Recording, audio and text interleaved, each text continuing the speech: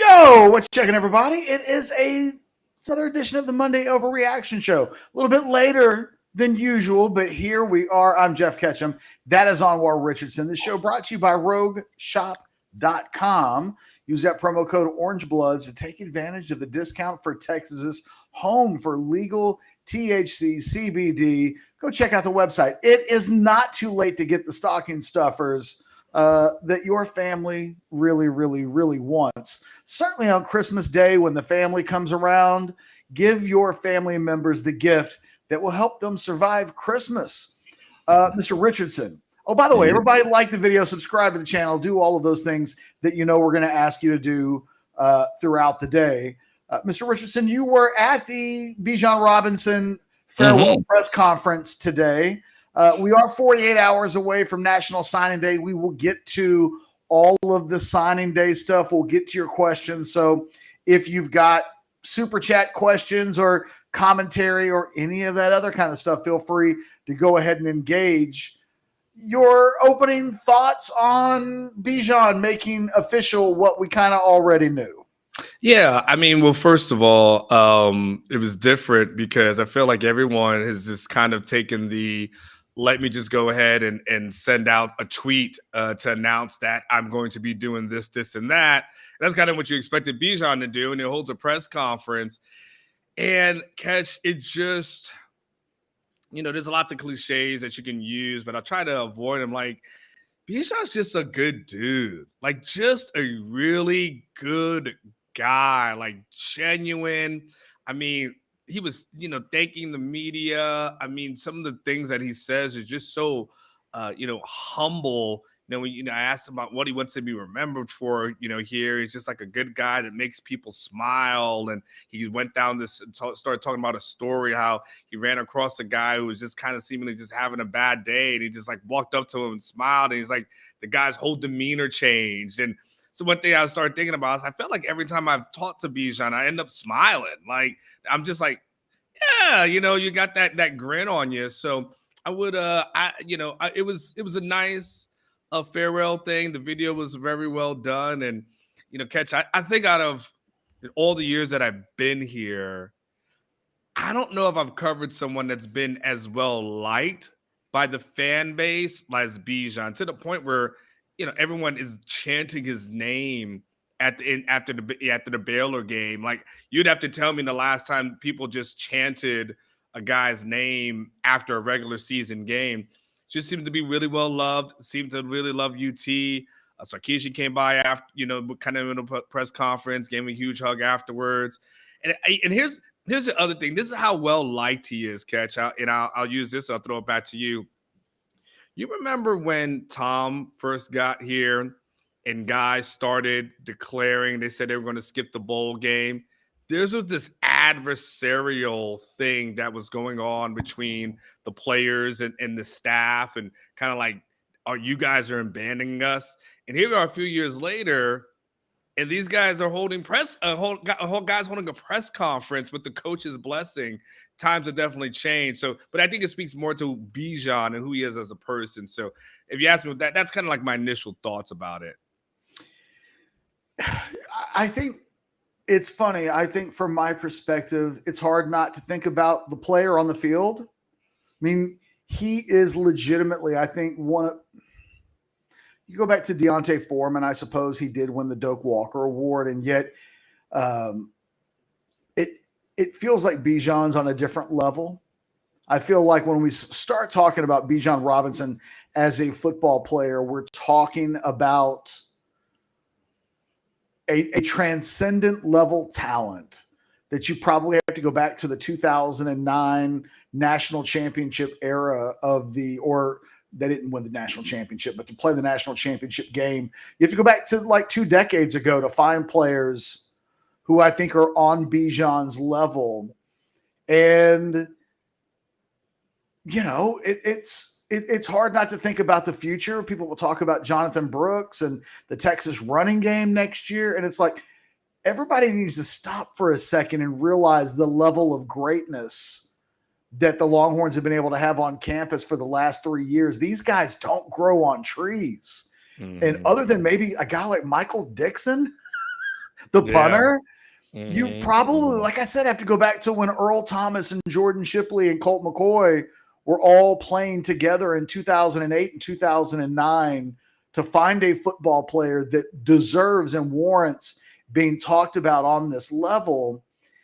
To hear Bijan talk about what he's learned, how he's developed into a man, and a good man at that. There were so many off the field mentions today of people that have touched his life and how he's been able to become a guy that touches other people's lives and the connections and the relationships. The one thing that felt missing for me, he really didn't play in an important game while he was here. This is a wasted 3-year window of one of the best talents in the history of the program. He never plays for a championship. He never plays in a major bowl game. As we get close to signing day in less than 48 hours, and you see the Longhorns adding pieces of the puzzle that legitimately rank as some of the best prospects that this school will have ever signed in the modern history of high school football recruiting. Arch Manning, Cedric Baxter, Anthony Hill, Malik Muhammad.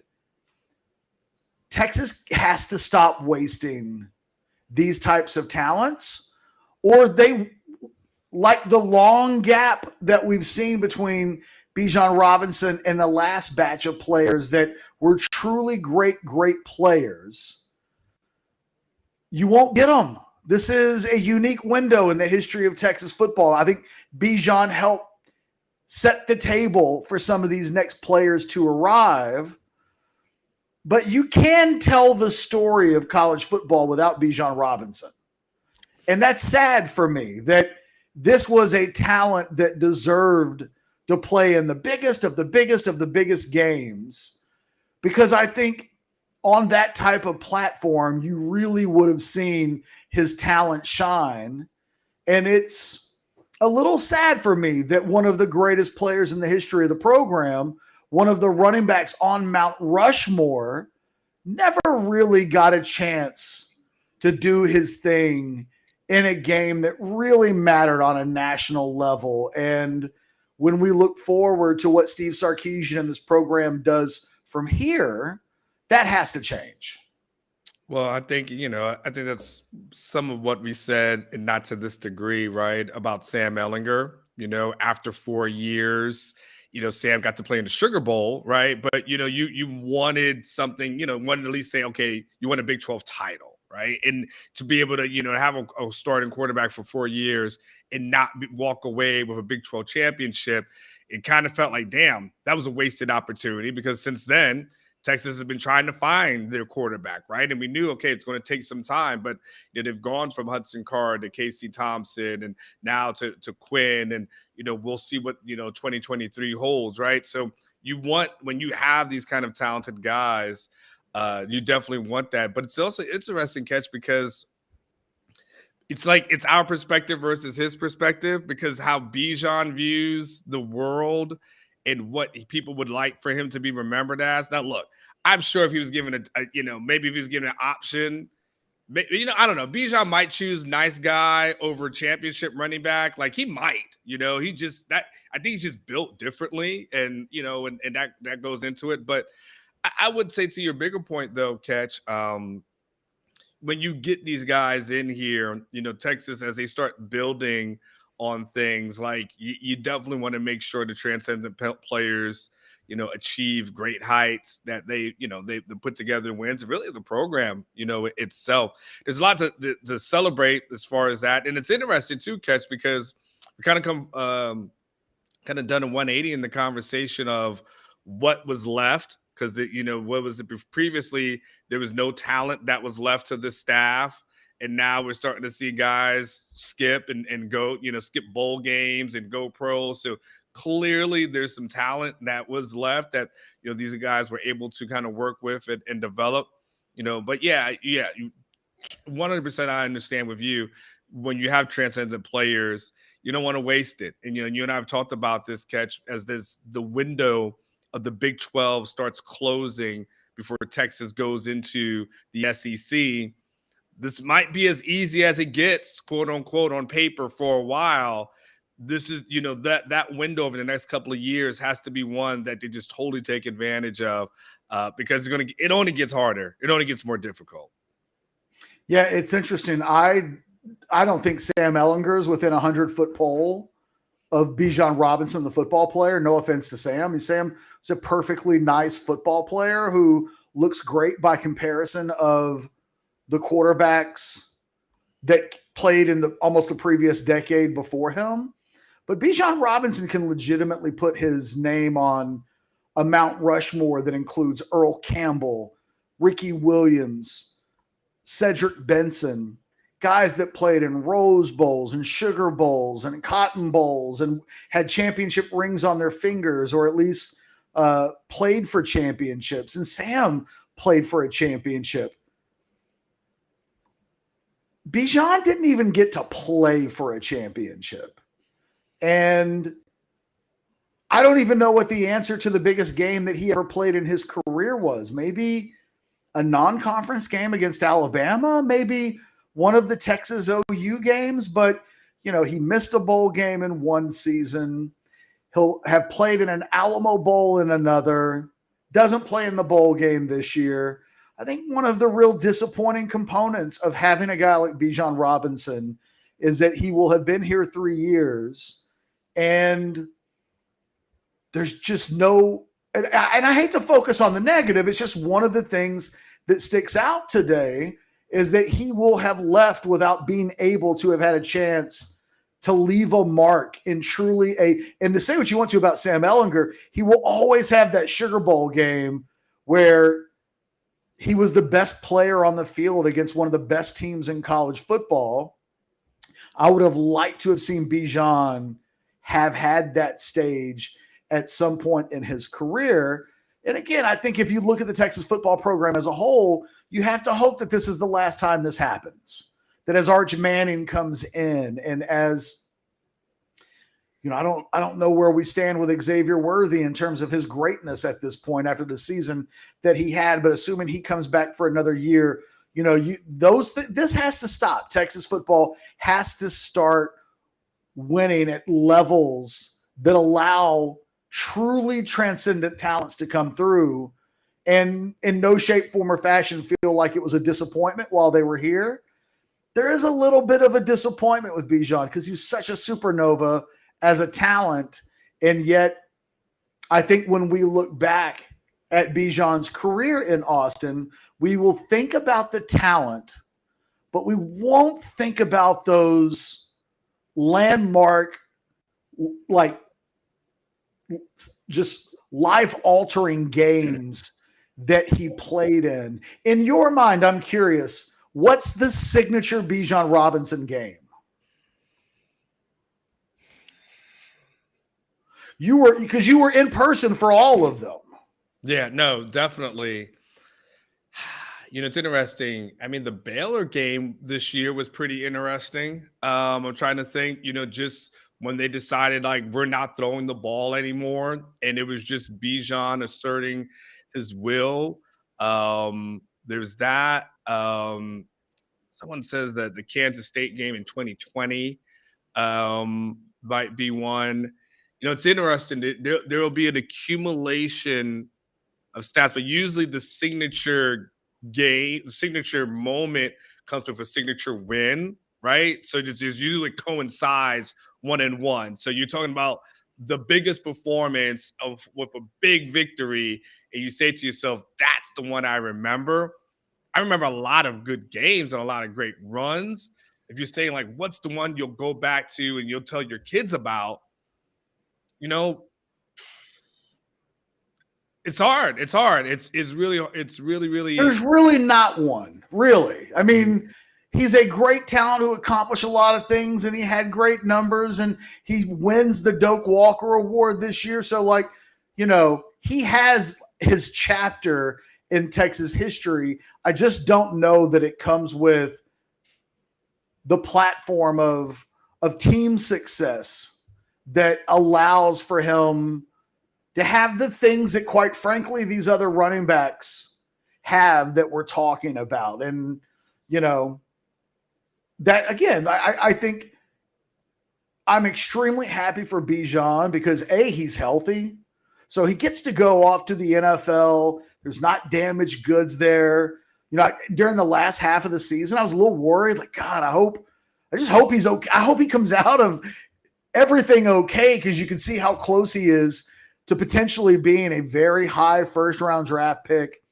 But as we get ready to talk about National Signing Day and the future, here's hoping that the future provides a little bit more in the way of team success and big games and memorable moments and all-time atmospheres that he contributes to, that's a little different than the last 3 years are nothing to write home about in the history of Texas football. You've got Tom's last season, which was Sarkisian's first, where they miss a bowl game.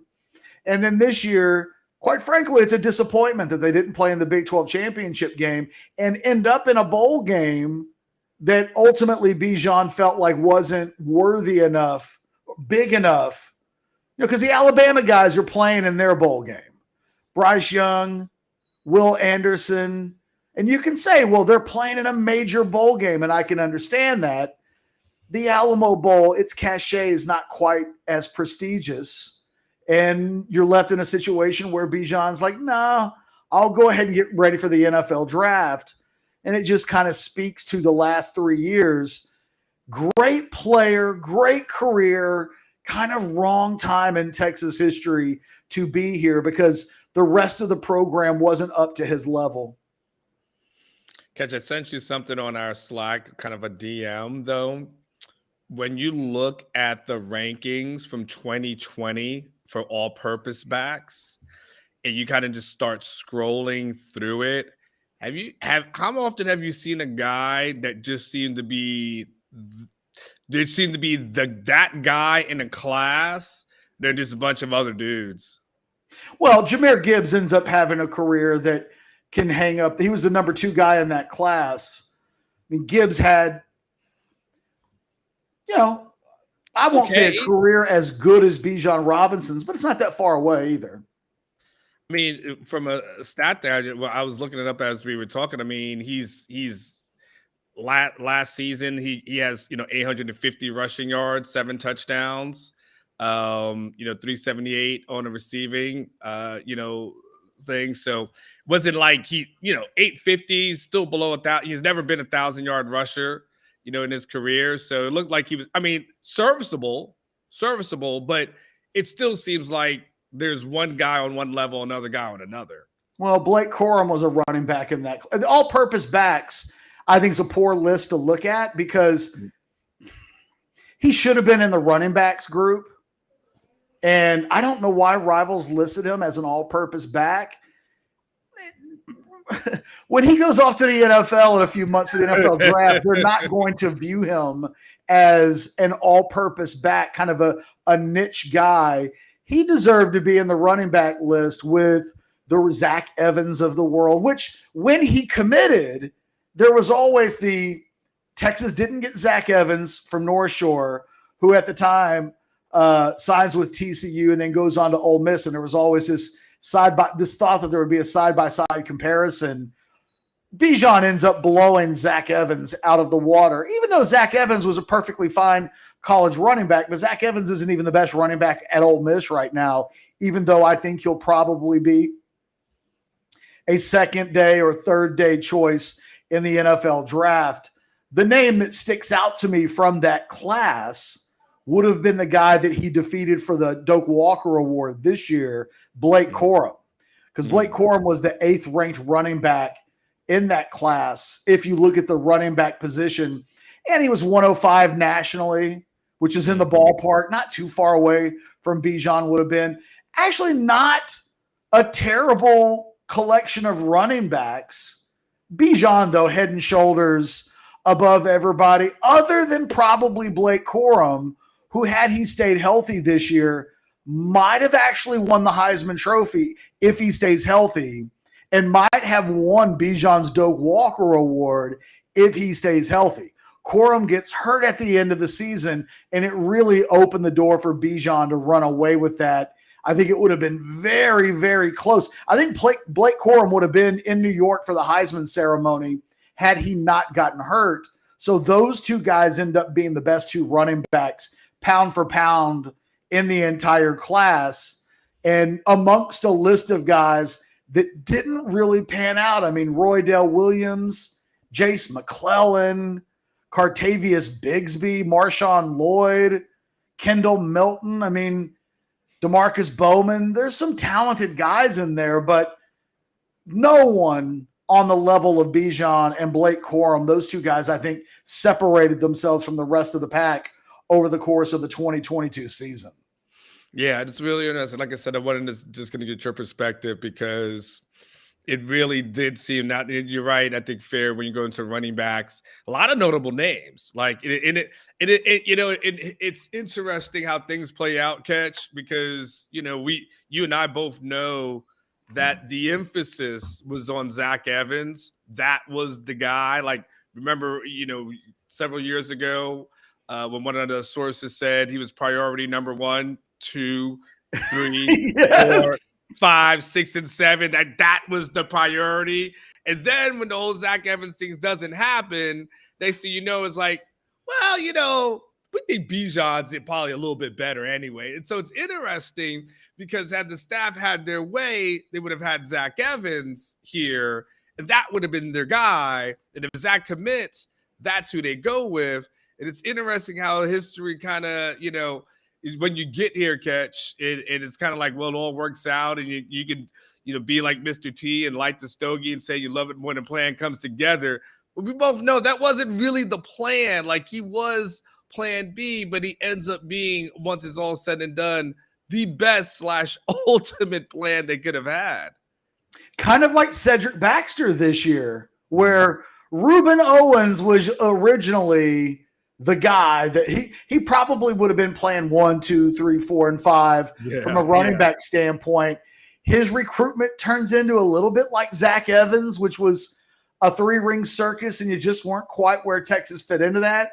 They go out of state. They find a guy at the very least at a comparable level. They hitch their wagons to him, to the out-of-state guy, and then they never look back. And it's kind of interesting how in about a span of 3 years, those two situations from a recruiting standpoint, and maybe this is a nice segue into National Signing Day being 2 days away and the Longhorns getting ready to wrap up what I think will be a national top 3 to 5 class for certain. I don't think they're done in terms of landing big-time prospects that can boost them in the rankings a little bit. But and Texas fans are hoping that the Cedric Baxter situation plays out just like it did just 3 years ago with Bijan, where the guy you originally covet and crave, I mean, we were doing Reuben Owens videos a year and a half ago, and people were all over it. And then in the end, you end up with somebody a little bit different, doesn't quite get the same amount of headlines because he's not an in-state guy, but nobody would trade Bijon Robinson for Zach Evans now, not even 3 Zach Evans.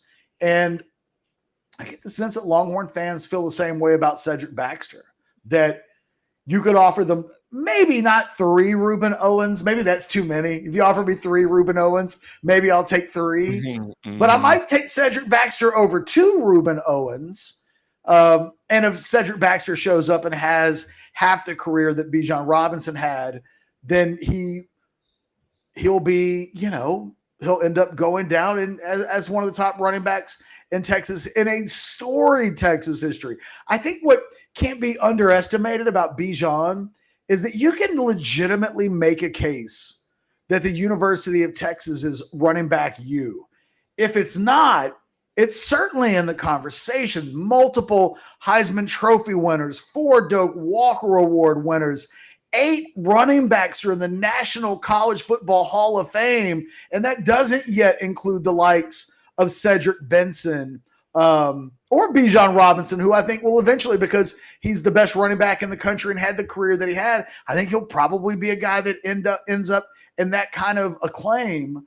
All of the running backs that they've had over the years, to get to a point where we think that Bijan Robinson is either the 3rd or fourth best running back in school history. In a school full of all-time great running backs, I think really speaks to what Bijan is as a singular talent. That he's an awesome human being really is the cherry on top of the sundae, because he's such a good football player.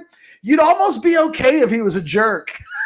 Like, some guys just, a lot of fans just want guys that are going to help you win football games. And they talk about they don't want saints. They don't want choir boys. They don't necessarily need these guys to babysit their kids. It's a hell of a thing that Bijan Robinson is all of those things together. He's one of the best players in the history of the football program, and also a guy that you'd probably let date your daughter and you'd probably let him babysit your kids depending on the rates.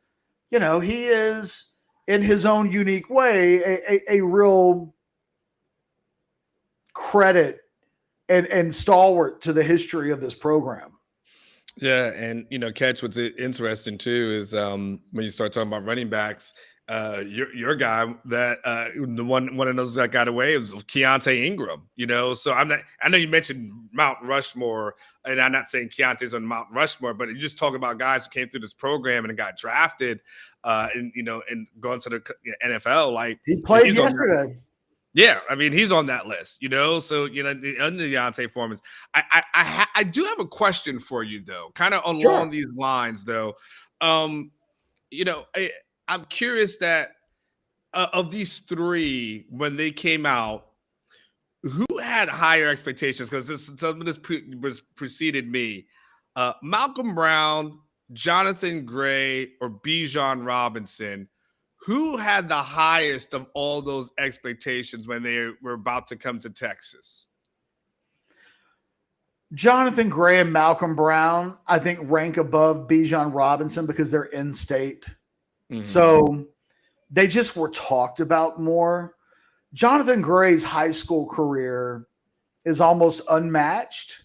I mean, Cedric Benson tops his by a little bit, but Jonathan Gray was collecting championship rings, putting up monstrous seasons, and quite frankly was ranked higher than Bijan was coming out as a prospect. I mean, I think Jonathan Gray is the only national top 10 overall player that the Longhorns have ever signed as a running back. Cedric Benson was outside of that. Bijan was outside of that. Malcolm Brown wasn't quite that high. So you'd probably go with Jonathan Gray. And what's interesting is that as soon as Jonathan Gray got on campus, I think everybody realized, okay, this guy's probably isn't 5-star good. He's not going to be a first-round draft pick. Bijan showed up, and before he ever took part in practice, there was this feeling of, holy shit, this guy's spectacular. Yeah. I'll never forget that catch he made that went viral on social media. He makes this over-the-head one-handed catch where he just palms the football, and he just looked like a freak. It's like, who does that?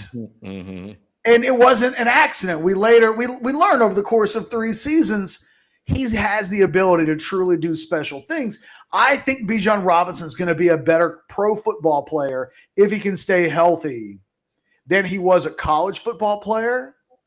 And he's literally the best running back in the country this year by evidenced by the fact that he won the Running Back of the Year award and the Doak Walker Award, is a unanimous All-American. And there's a part of me that think that this guy's NFL career is going to be better. It says a lot. Yeah, first of all, his NFL career is definitely going to be. Unfortunately, here's the one thing we know about Bijan going forward, Catch. There will be no shortage of people in our fantasy football league that are drafted for. There's always that regional bias as it relates to the draft. In fantasy football, Justin Tucker always goes earlier in our drafts than like any other draft. You're right. Yeah, I still play in the league. We've got a lot of my friends from Tampa. And I already know all those Bucks players are coming off the board, right? Like I already know that every single one, I'm like, all right, that guy's gone, that guy's gone. So I'm always like, all right, let me just look for some other guys to get. I already know that. And I think what's going to I believe, Catch, what's going to happen is, the pre-draft process, obviously, for, those who don't know, obviously, Bijan said he'll start working out on January 2nd and then start getting ready. But then, Bijan obviously won't participate in the Senior Bowl because he's not a senior. He will be able to go to the Combine. And part of the Combine is interviews. And, so there's two things that happen using the Combine. Either teams that love you and covet you want to talk to you, or teams that love you and covet you don't want to talk to you because they don't want to tip their hand.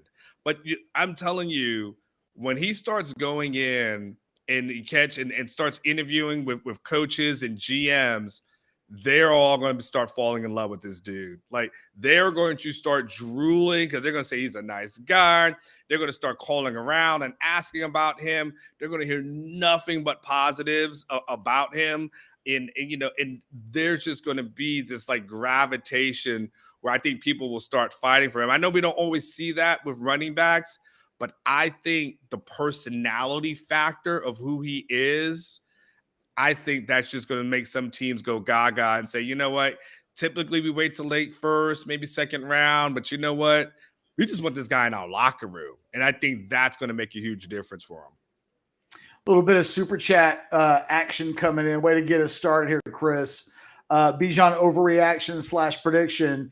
Makes me sad to say this because I'm a Cowboys fan, but the Eagles will find a way to move up and draft Bijan. Chris, here's the thing. The Eagles ain't got to do squat. They already have a top 10 NFL pick in the first round this year from trades that they've made. They will be in a position. Think about the Eagles as they like to draft big guys, but I think Miles Sanders is a guy that like they're going to be in the need for a running back. And Chris, I'm with you. I'm cringing at the idea of the Eagles ending up with Bijon Robinson, much of the way I'm cringing a little bit at the idea back in the day. I think the Eagles had the second pick in the draft when Ricky Williams came out. I think that ends up being the Donovan McNabb pick. But there was a lot of conversation that the Eagles were going to take Ricky Williams. And it would have just been an absolute nightmare for everybody in this state. I think everybody in this state, except for the rare Eagle fan, hopes that Bijan you go anywhere. Go anywhere else. Go to Pittsburgh. That's fine. You can play football in the state of Pennsylvania and earn your money. Just don't do it with the dirty, rotten Philadelphia Eagles. And yet, they may have the need, they may have the draft pick like ability to do so, and we're going to hear a lot of talk. I think once this NFL season ends and we go into the draft season, we will hear a lot. I think about the Eagles and Bijan Robinson being a thing. And if you think about that Eagles team right now with Jalen Hurts, AJ Brown, Devontae Smith, Dallas Goedert when he's healthy. I mean, they're the best team in the NFL right now. They're pretty good at running back. I mean, Miles Sanders is a perfectly adequate NFL running back. But to add Bijan Robinson potentially to that offense would just be stacking a nuclear weapon on top of other nuclear weapons and would make that offense even more formidable than it already is. And it's very formidable. Okay. Hey, Catch, is there an organization, before you move with Bijan, is there an organization that you say, you know what, Bijan's such a good guy. He doesn't deserve to be with such a horrible organization such as this. Like, is there one for you that you would say, man, you know what, Bijan doesn't deserve to be until Dan Snyder sells the Commanders. I wouldn't want him going there. I'd rather him go to Philadelphia, where as much as it pains me to say this, good ownership group, good front office. They seem to have a football team that if I wasn't a Cowboys fan would be easy to root for. Washington is dysfunctional as it gets. So that would be the one I would want him to stay away from because Dan Snyder doesn't deserve to have that nice of a thing. Yeah, I think for me, Catch, it might be something like the Jets, where I would say, like, man, until they get their act together, like, don't even. I would hate for you to be a part of that organization. I'm trying to think of others that I Any would. place without a quarterback. Because Yeah, if Bijan yeah, can land in a place where the quarterback is in place, if you think about the Jets, I think they've got good coaching in Robert Saleh. They've got some pieces in place. Garrett Wilson, home run pick as a wide receiver this year. But you watch like Zach Wilson play. yeah. It's like, like And I thought that about Washington last night, right? You're watching yeah, Taylor Hinkie play, and you're just like, Like yeah, they're talking about him in the broadcast, like what a great story he is. And all I could think to myself is, look, man, in the NFL, either you have a quarterback you think can win a Super Bowl, or you're wasting your time. yeah. Don't try to tell me this guy's a good story. You can't win a Super Bowl with him.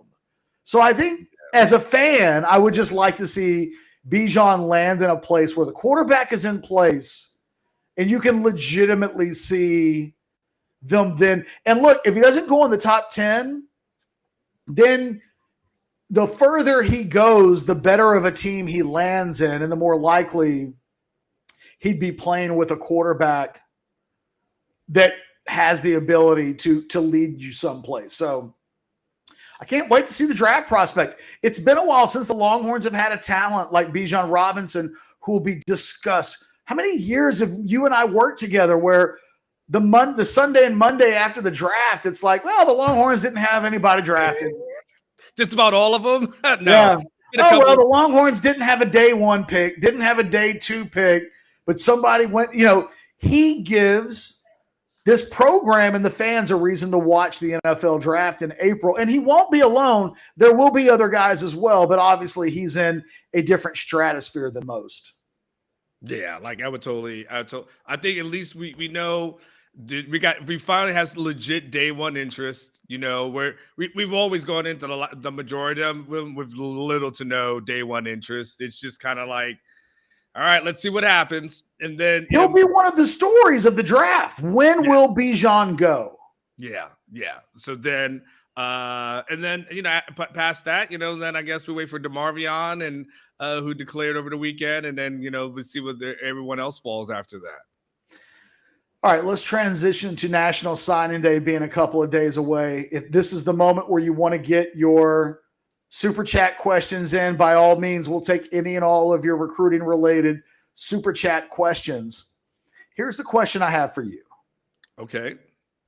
There will actually be a little bit of drama on Wednesday because there's probably 3 to 5 prospects that Texas could finish with on signing day. I think they're going to flip DeAndre Moore away from Louisville, and he is, depending on the recruiting service that you look at, he's a national top 100. He's an absolute flyer. He's kind of a Deshaun Jackson reincarnated, maybe 2.0, not quite as highly rated as a guy like Deshaun Jackson was coming out of high school, but he's that type of speed.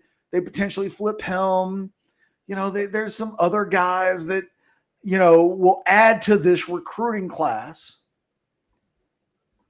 But most of the guys that we'll talk about when we do our live show, signing day show, by the way, 8 o'clock to 11 o'clock, Wednesday morning, wall to wall, National Signing Day coverage. Just go ahead and bookmark it, get it ready. Adam Gorney from Rivals.com will join us in hour number 1. I went ahead and got that book today, working on a few other guests to line up for during the show. This will be the recruiting class that will be remembered for Arch Manning, Anthony Hill, Cedric Baxter, Malik Muhammad. There are Colton Vasek. Texas has 7 players ranked inside the Rivals national top 50. So it's a big deal. What makes this class successful? When you think about this group, it has to do what in order for 3 years from now, 4 years from now, it to be having accomplished what I'm asking you, what has to happen?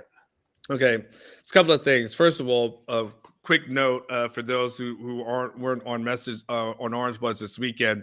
I did make a note on the board that I took some time off in June, and that is when Arch Manning committed. I also took some time off over this past weekend, and that's when Anthony Hill committed. I'm just saying, if you want a 5-star, ask me to take a few days off, and I shall deliver it to you. Why can't you, if you want a day off, just ask me. Just say, Catch, I don't want to work this week. Can I just go into my bunker instead of, because I could be like, I tied my shoes the day that Arch Manning. I love how you made this about you had time off. Yes, I took some time off. Whenever I take some time off, I'm just saying this year, the 2 times I've taken deliberately taking some time off, Arch Manning commits, Anthony Hill commits. I'm just saying, I'm going to put, next time I decide I'm going to take some time off, I'm going to let everyone know in advance and just get your popcorn ready because something's about to happen. And now just all karma aside, Catch, I think for me, I like where the defense is headed. I saw enough strides this past year where I didn't have as many question marks around it as I did going into this season. I felt like a lot of things and boxes were checked, and I know there's going to be a little bit more. And I feel like, for one, obviously I feel like Anthony Hill is going to have to be a guy that hits, right? So I think we go there, right? I think you got to have him, but I'm going to be honest, Catch. And I know we just haven't talked about him in a while, but I feel like Arch has got to be a guy that hits. God, yeah. I think, what I'm saying? Like, if you ask me what's the one thing that has to happen, and I hate to take the low-lying fruit on this because I really rather focus in on the Anthony Hill, but I feel like the defense is okay. I feel like Keontae Cook is going to be who he is, right? I feel like, Vasek is obviously, I think he's got tremendous potential. Like, I feel good about that. But Catch, we know since Steve Sarkisian has been here, and look, I'm a Quinn guy. We understand this. Like, there's no one, the way you guys knew I was a Casey guy, let's be clear, I am a Quinn guy. But since Steve Sarkisian has been here, Catch, he's on his 3rd quarterback, and he's going into this 3rd season, Catch, where he's still saying, I need an open competition. I'm not quite sure who my guy is going to be. Like, at some point, he's got he's got to find a guy, Catch, that he's like, that's my quarterback. Because to the point that you've made, and I thought it's been a good one, Lincoln Riley doesn't say that about Caleb Williams. Lincoln Riley's not saying Caleb Williams, well, we're going to see what's going in the next year and see what's available. So to me, if Quinn is pops, great, absolutely great. But then he's still going to need a bridge to Quinn, if he's done, or Malik. I don't know what's going to happen this year. To me, Arch has got to be the guy because it's only taking one quarterback in this class, right, Catch? So because you're only taking one, unless he gets another high 5-star, you're probably saying, okay, these are your guys for the next couple of years. It's to me, Arch has got to hit. I think for me, this is the class that really is getting ready to go into the SEC.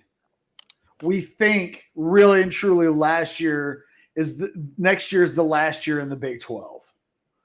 So these players will be the guys that usher in Texas entering the SEC. Arch Manning, Keontae Cook, Anthony Hill.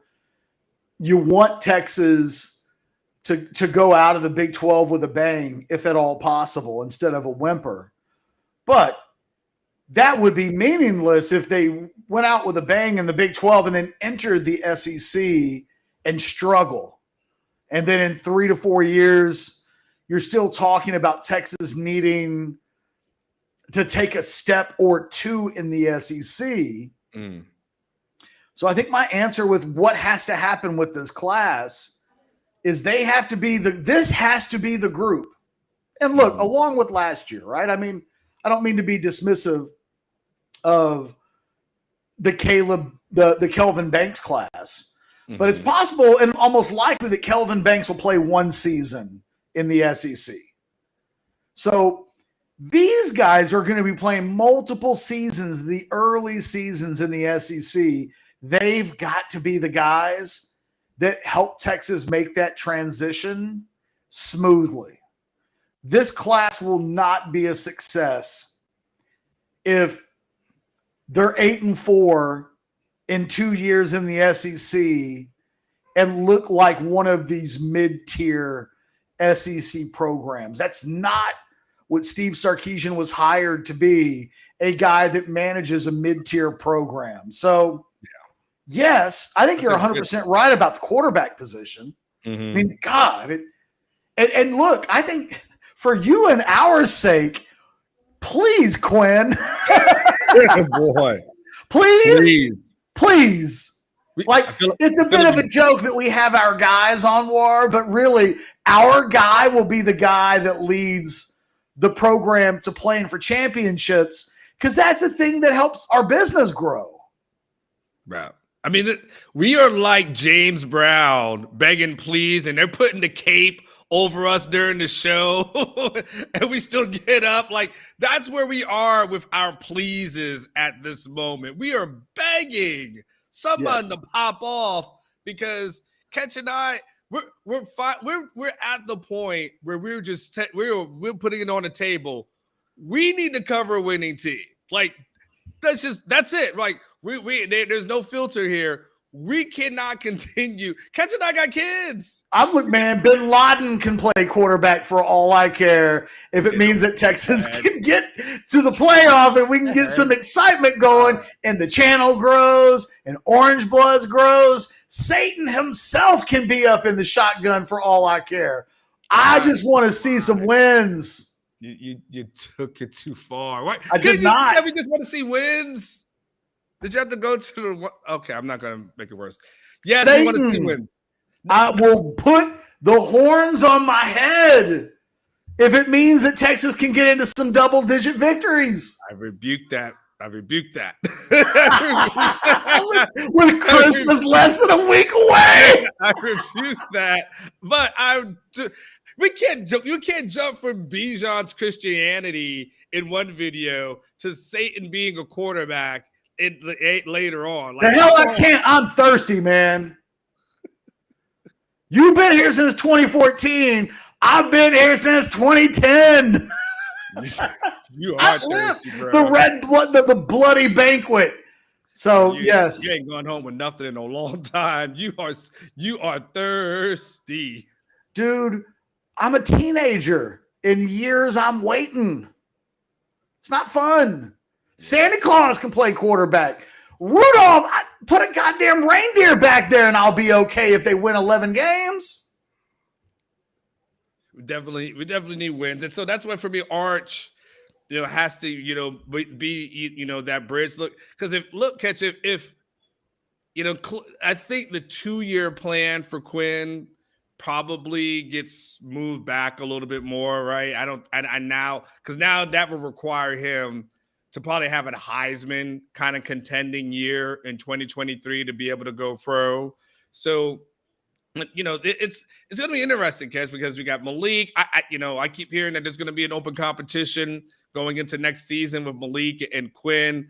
But I still think Arch and really finding an offense that gives Steve Sarkisian what he wants. I mean, because Steve Sarkisian has said, I want to be able to throw the ball down the field at will. Like, I don't give a damn how many times we're going to try it.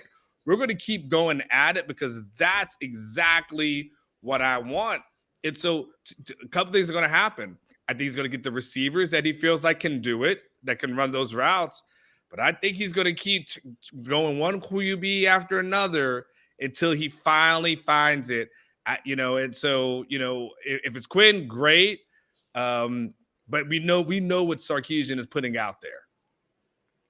Yeah. And a little bit,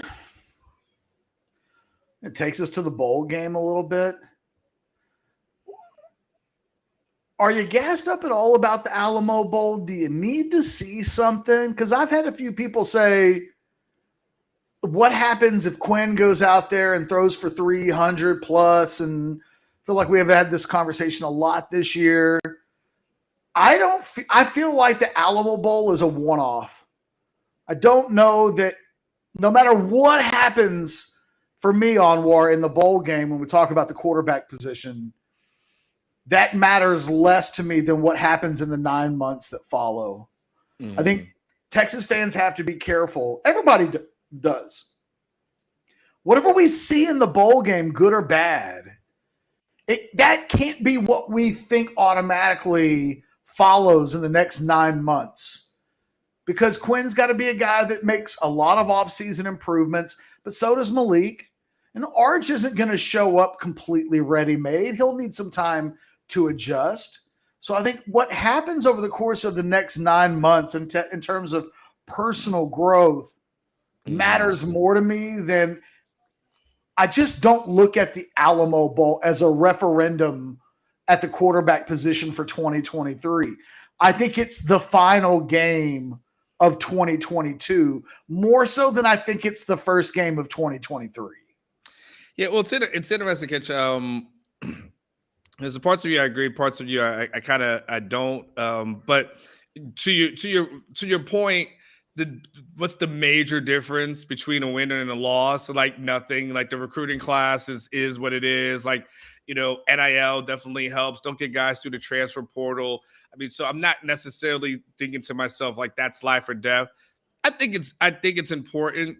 I think for the staff, I think to be able to get a bowl victory, under their belt, at least to get that thing started against, Pac-12 teams where, Texas seems to have success seemingly against Pac-12 teams in the past couple of bowl games we've covered with Texas versus Utah, Texas versus Colorado, right? So, you want to probably continue that success. And I mean, the Colorado game ends up being a butt kicking when it was all said and done. The Utah game, Utah came in with all the, a lot more hype than Texas did, and Texas was able to win that. So you want to be able to, I would say, continue that success that you have seen.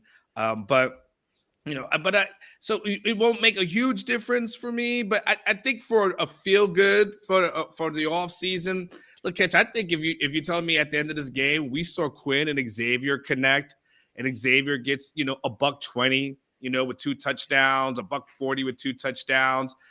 I think that becomes big as far as what happens with the future of Xavier in this program. I think that's one last chance to kind of, for one last connection kind of date or whatever you want to call it before, Xavier and makes a decision. We'll get a chance to see Brooks, to your point. You won't get excited or super excited, but you'll get a chance to see what Brooks is. We hear a lot of good things about him behind the scenes. Would love the opportunity if Texas was in the lead to see some Malik Murphy and what that looks like. So you're right.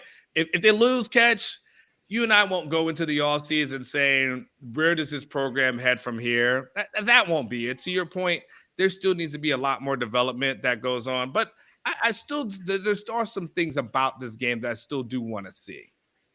Yeah, I think I've watched enough Washington football this year because of Prize Picks.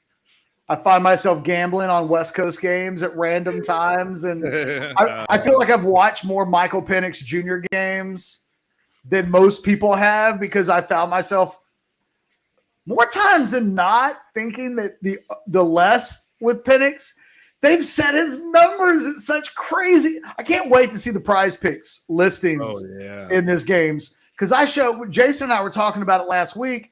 There was a game earlier this season where they listed Penix's passing yards at 320. And I was like, oh, well, I'm taking the less. And he went above it. And so I've watched, they're terrible on defense. So I go into this game. There's a part of me that thinks Quinn should have almost every good quarterback that Washington has played this season has put up numbers against this Washington defense. There's a part of me that thinks, so Quinn should do that as well, although we've said that a lot this year. But if he doesn't, I don't want to overreact to that either. Mm-hmm. I don't find myself feeling overreactionary. It's a hell of a thing to say 2 weeks before the game is played, but I don't feel myself overreactionary going in with regards to anything we might see. Other than Washington's run defense is in the top 25% of college football. I think they're 33rd in the country. They're pretty good. If Jonathan Brooks goes in there and rushes for $150 and 2 or 3 touchdowns, I might overreact with regards to what he might do next season as the lead back. Everything else, though, to me is about 2022, not necessarily 2023. And to me, that may be good for Quinn. I think Quinn needs to end this season with some confidence. Be great for Quinn to go off so that he can go into the offseason saying, oh, yeah, I am that dude. I think the biggest thing that's happened to Quinn right now is just mental. I think he doesn't quite know the offense as well as he needs to, frontwards and backwards. And I think he's lost a little bit of confidence because of that. But to me, he's got so much talent that we do have to remember he's just in his first year, that this is a guy that, even if it doesn't happen next season, to me, there's still an NFL talent inside of that kid, a major NFL talent. And it's okay that it might take a little bit of time to get there. The problem that Texas has is that it doesn't have time to wait on guys to develop. That's we're all so damn thirsty. It's like, oh, it's been so long, and this is the last year of the Big 12 next year, and the SEC is next year, and Texas ain't got time to let guys develop slowly. But some guys develop slower than others. I think it's in there for Quinn Ewers. I don't think this guy's a bust. I'm not remotely – my headspace isn't in a place where I'm like, the next game or two for me will determine Quinn Ewers, because I really think that the offseason where this guy's going to make his improvements. He's going to dive into the playbook. He's going to work on his timing with the players, rediscover his confidence levels. I think be pushed by really talented quarterbacks. The best thing that could happen to Quinn Ewers potentially is that Malik Murphy and Arch Manning push him, really push him, right? Maybe what he needs to fear for the first time in his life is what it means to lose his job, what it means to not be the hardest worker. And I don't think he's ever had that in his career. I don't want to stereotype the kid because he's from Southlake or anything like that. I'm just saying that when you're as good as he's been his entire life, there's a place yet he hasn't been pushed to go to that I think he will be this year. And I don't think the bowl game does that. I think this offseason does that. I think seeing Malik Murphy work out with the twos in the spring and Arch Manning and those guys all on campus together is the thing that's going to get the most out of Quinn Ewers, or not, at which point someone else will take over the job. Here's hoping he plays well in the bowl game, because life for everybody is a little bit better if Texas wins that final game than if it loses it. But I'm just not in the mind space where I'm going to make any hardcore opinions and statements about the future of Quinn Ewers based on what we see in San Antonio. So let me ask you this, Catch. I got a kind of question. It's kind of a twofold, because I heard what you just said about Quinn. But let me ask you about another factor, if it's okay. I want to ask you about Sark. There's the immediate of this week, which is from a signing day thing. Is this on kind of course, on par for what you expect of a Texas coach, or is there any part of it that hasn't impressed you? Two, I know when you said there wasn't a ton of things that you were looking for as relates to the Alamo Bowl, But is there any part of you that says you want to see what Sarkisian does as relates to bowl prep as far as getting ready for games? For instance, we saw Charlie, when we in the one bowl game that we had to see for bowl prep, we saw that team was unprepared, right? And all that of Arkansas happened. We saw that Tom, for all his flaws, when it came to bowl prep, he's pretty damn good. Is there any part of you that that is like there's a jury out for you as it relates to Sarkisian and bowl prep? Because you're still not 100% sold on Sark as a coach anyway, at least a coach at Texas. So I'm kind of curious, kind of from a Sarkisian evaluation standpoint, signing day and then bowl prep. From a signing day perspective, Sarkisian's a phenomenal recruiter. So he's doing what I thought he would do based on the reputation that he arrived with. And he gets an A grade for that. It's an interesting, I'm so glad you asked this question as it relates to the bowl game, because about 30 minutes ago, I had the thought pop into my head and I didn't say the thing that was in my head, but I will now. Kind of wish Tom Herman was coaching this team going into the bowl game. Oh, God. Because Texas would win.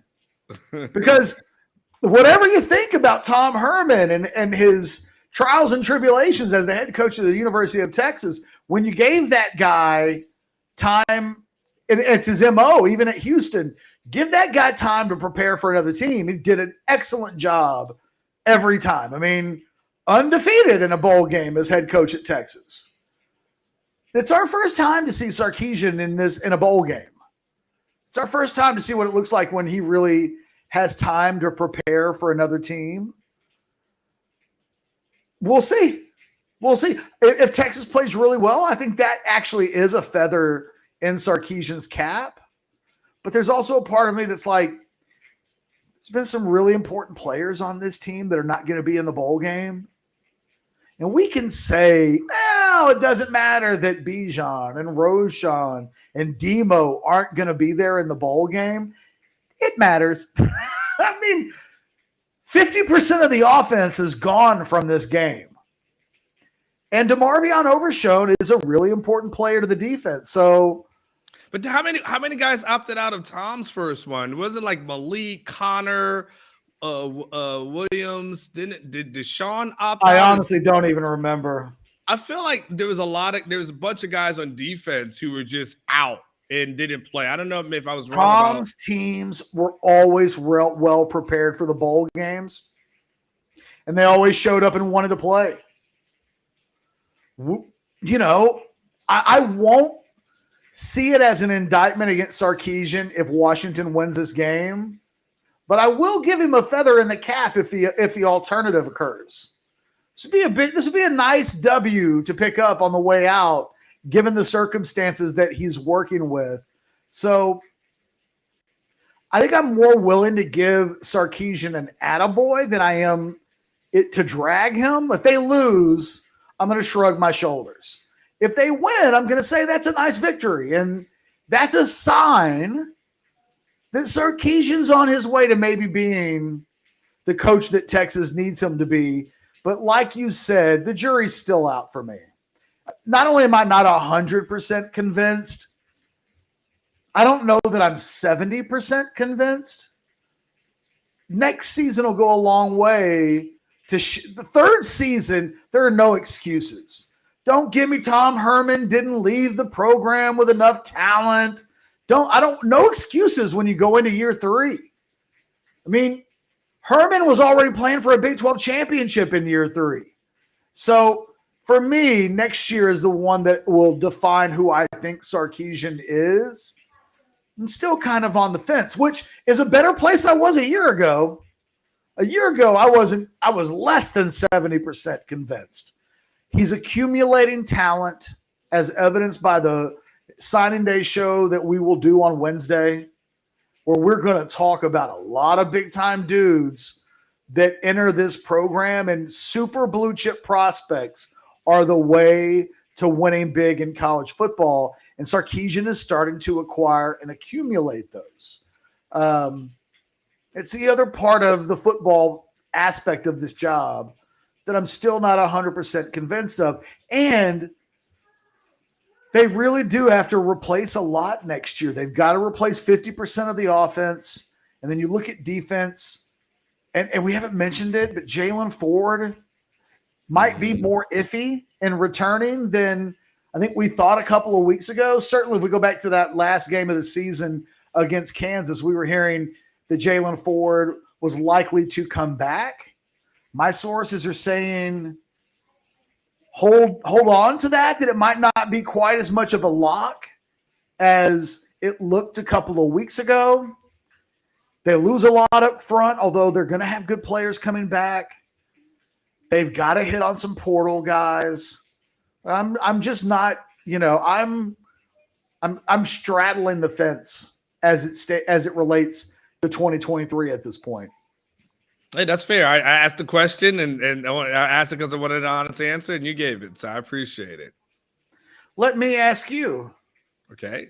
Texas, let me say the final score of this game is 42-28.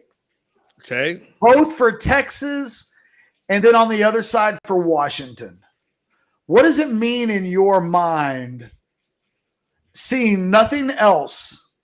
Texas wins this game 42-28. You think what? Texas loses this game 42-28. You think what? Okay, first and foremost, what I think, what a Texas fan will think with two different things, because 42-28, it means, damn it, we're competing for a natty next year. Like that. So you already know what that's going to mean, because there is people who were sold on the promise of Texas after that Colorado win and how good that thing can be. So I think 42-28 is the confirmation bias that everyone needs, that says, Sarkisian's a great coach. There's talent on this team. There's no drop off after Bijan and Roshan. Look at what this defense is going to do. And the staff is amazing. Like, I think everyone gets to check the box and go into the offseason and say, okay, now these young guys are coming in. We're only going to get better as things go along and things get better. Like, that's what that's going to mean. 42-28 the other way. Well, it's going to be some front. Look, the board's not going to be nice that night. It's going to be ugly. It's not going to be fun. There'll be no promos that we give out that night. But there will be, in the off season, the shifting of the narrative catch of, this was out without Bijan. This out Roshan. Catch, I think Kieran made the best video before he ever got with Orangebloods on a Texas fan getting their optimism up, and that was right before last season. And how do you try to talk yourself out of it, and then someone's trying to talk him into it, and next thing you know, he's sucked in to that vortex of believing in Texas, and it's kind of like emotional. I thought it was one of the best, in fact, probably the best Texas video ever as relates to Longhorn fan. The loss would mean, shoot, sucks in the moment, and then it would go back to, we got Jonathan Brooks, right? We got Cedric Baxter, right? Quinn's got a second year in the system, right? These guys are coming back, and people will talk them. They will ignore that bowl game. Catch. I was here every year. I've been here. Catch. Even under Charlie, when teams were like, well, you know what? 6 wins happened, but you know what next season looks like. And then next season happened, and people were still shouting you down about this team potentially competing for a Big 12 title. So how I feel and how a Texas fan feel are going to be two totally different things. On that note, I think we can wrap things up. Although I will say Eric Torres had a comment about Quinn. We'll just get it up there. What up, Eric? Quinn got his first offer when he was in the 8th grade when a college coach saw him on the practice field. He's never had to compete. Eric, like I said, man, there's a junkyard dog that exists inside of Quinn Ewers. He's just got to find that dog and let him come out and fight and eat and scratch and claw and be hungry. And if Quinn can find that junkyard dog inside of him, the best version of him as a player will not have been seen yet. Adversity brings out a lot in a lot of people. And I think that just might be what he needs. By the way, also this comment from Eric in the non-super chat portion. 42-28 the other way makes for some unhappy people. Onward, you got any final comments before we wrap this bad boy up? Is this our last Overreaction Monday before Christmas, right? It is. Yeah, because it's on this Sunday. Well, Matt, for those who it's not our last show, though. I understand. Well, for those who may not catch another one, and shame on you. Shame on them. Not Merry Christmas to them. Well, so okay. So coal in your stockings is what you're saying. So in other words, so I guess my final saying is make sure you check out all the stuff that we got going on this week. We're going to try to get as much knocked out. And listen, people will knock off and try to knock off what we do on signing day. Stay here at Orangebloods. You know, we're the originators of doing this thing on the YouTube channel. We were doing this thing on Facebook, man. I was thinking about it today when we were talking about our sponsors, and I was thinking about Adam Lowy going back to our Facebook days, being a sponsor. Like, we've been doing this for like a long period of time. So the YouTube has just been recent, but we've been doing this thing on social media for a while. So guys, just stay tuned, man. We're going to have a lot of good content this week. Yeah, I mean, look, the modcast will be tomorrow, and I think people it did well last week in moving it to Tuesday. I think it'll do the same this week. So we've got the modcast tomorrow. We've got the National Signing Day show last year was a lot. I felt really good when we finished that show last year about the interviews, about the content inside of it, about the fact that we went nearly 4 hours without a break, and it didn't even feel like that. And we informed and entertained, and it was the best YouTube show that anybody could put together on National Signing Day. I'm confident we're going to do the same on Wednesday. So make sure you're here with us on Wednesday. A lot of good content, a lot of great content, I hope, this week. And on that note, for myself, for Anwar, for Blake, producing it, for the guys over at rogueshop.com, it is not too late to get those Christmas goodies. Go to rogueshop.com and use that promo code Orangebloods and get some of that legal CBD and THC that can make your life better in a lot of different ways. Until tomorrow, you guys take care of each other. See you later. Goodbye.